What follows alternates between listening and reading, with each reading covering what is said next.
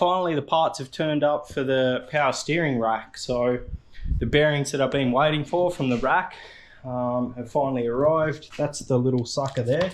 Kelly's managed to find these bearings in America. Nissan list them as obsolete and you can't find them anywhere, but we've actually found two. So we're going to order in two from the States and we'll put them up on norifactory.com for sale. So if anyone needs them, you know where to jump on the website and find them. So now we got that bearing. That just slips on the top here. Actually, I think we fit it into the pinion hat itself. And then that'll slip on and we can bolt this rack up tonight. So should be good. Got to get rid of the old 5-speed out of the shop. I'll put that away. The transfer case has come up awesome. I've got to clean that silicone off the bottom of that now, and I can't believe how tough that Worth silicone was. I actually thought I left bolts in the transfer case because I could not break the seals. Anyway, got to get back to it.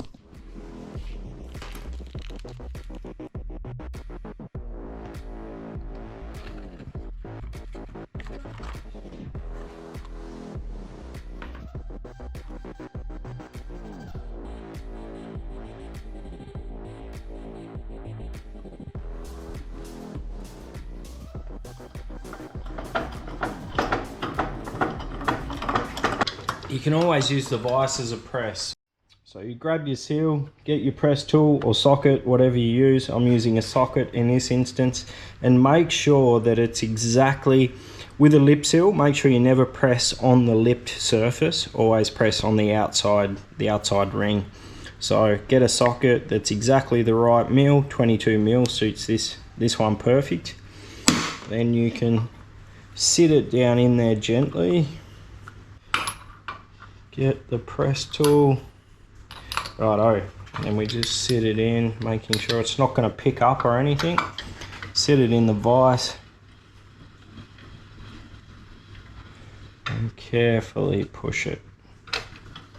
Just make sure that's sitting straight, and it is. Okay, so then just wind it in gently. It's not going to take much because it's a rubber seal, obviously. So there we go, perfect. Righto, so now that the seal's in, we're going to use the exact same concept except with the bearing. So just be mindful that this needle roller bearing here actually has a certain way it goes, and also a certain side that you can press on. So you're not going to press on that side there where you can see all the rollers. You're going to press on this side here, which has got the flatter surface area. Carefully put it in the vise. And carefully give it a bit of force. So I couldn't actually get the bearing to sit properly or seat properly. It just seems to be funny, like it doesn't quite sit in that hat down in there properly, and I can't quite get anything down in there to straighten it up. So I'm going to try something different. We're going to sit the bearing in place like that. We'll lube all this up, get those rings all sealed, and then we'll use the hat itself to sort of press down on. I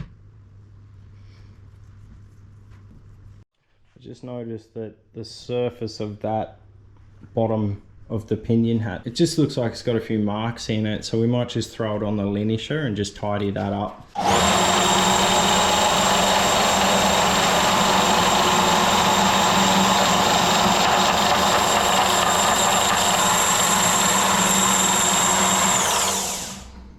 See that? Much better.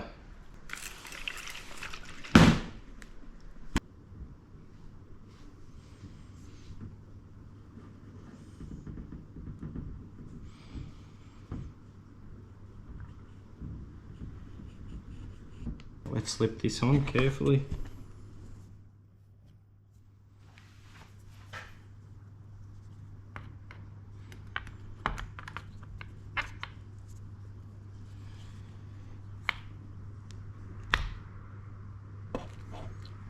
There we go.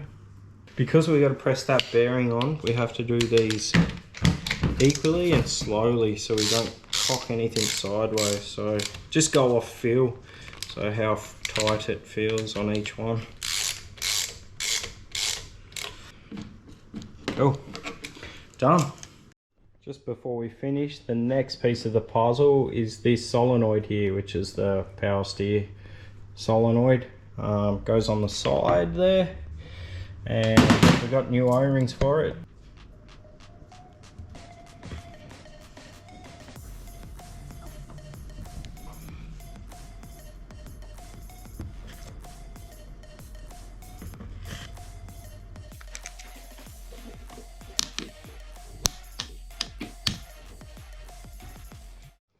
The final little piece on top is this genuine Nissan little boot.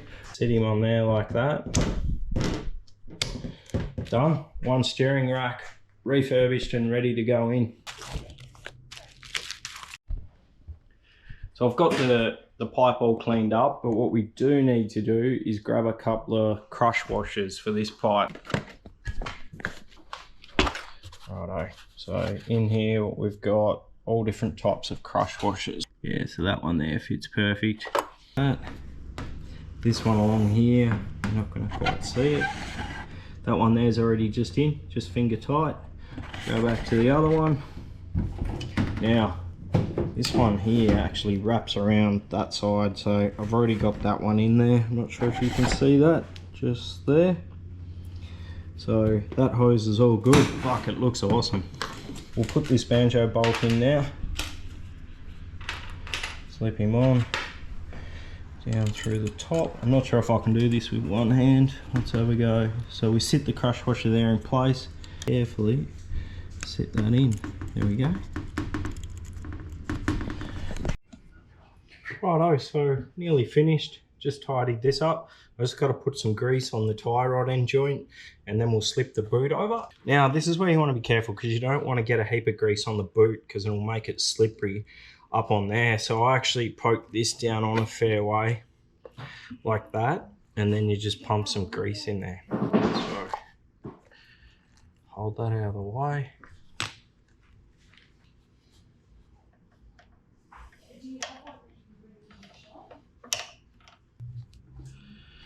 Rightio, so slip him over. Right.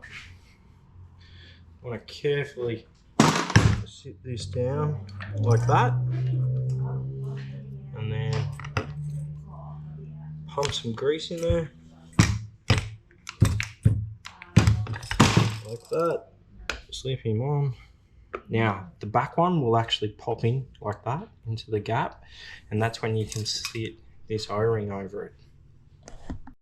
Okay, so once you've got it up in the groove there, you put that little O-ring just in place and that's nice and tight.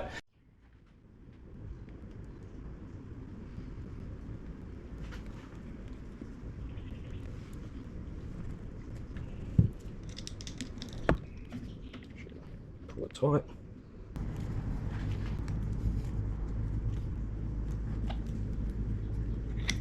Done. Put the nut on. And then I'm going to do the same as the other side and I'm just going to count the exact turns once it's just started. So once it's just started we go 1, 2, 3, 4, 7, 18, 19, 20. Okay, lock it off and then just double check that with the finger or something so it's the same.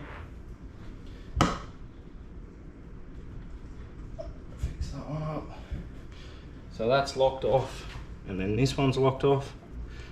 2 more. Perfect. Now they're the same. Okay, so it's time to bolt the steering rack up so we can sort of move on with the suspension arms and everything else.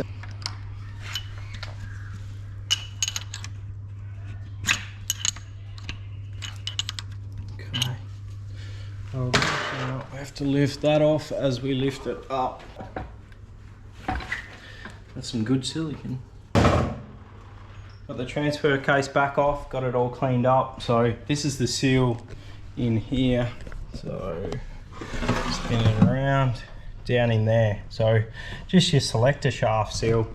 So just a common mistake on my end. I didn't have the seal with me over the weekend and it slipped my mind. I was more concentrating on the silicone and the sealing than the actual parts, which is pretty bad on my behavior, but Kudos Motorsports will send one up overnight and we can drop that back on tomorrow, and now I feel better knowing that it's got a new seal in it.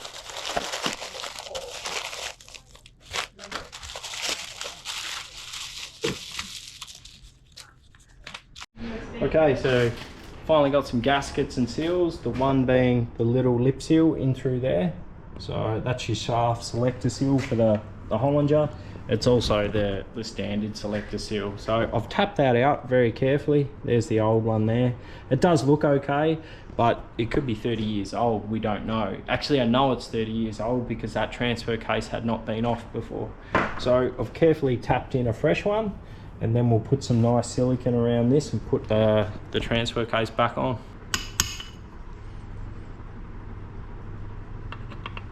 3 days later. Okay guys, you got it. Guess what's back? The GTR is back, and I couldn't be more happier. So we've had a few little diversions in the plan. The end goal is still the same. We've just got the car back from paint, so it's all prepped and ready to be painted, but we brought it back for a week or two, and we're gonna probably just do the wiring and do bits and pieces, maybe even mock up the engine, get everything sitting in place. We're gonna get the new subframe, which is all put back together inside. We're going to get that up under here so we can get the suspension on, get the wheels back on it, then we can get the side skirts on, mock it up, make sure it all looks good. So got a fair bit of work to do. This was a last minute thing, so it wasn't sort of expected. So we've cleaned out the workshop. We've got all our parts organized, and Kelly and I are just going to give it a quick bath before we put it back in the shed.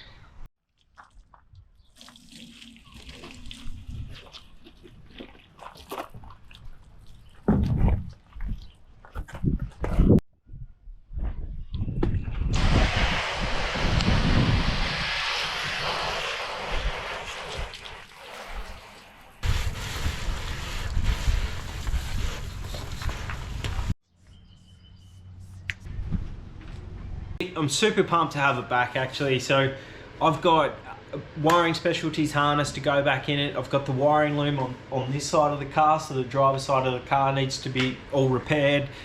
The Howtech's got to come out, so we've sold the Howtech to Ian in the States. The engine is probably, I would say, 2 weeks away, which is really cool. Super excited about that.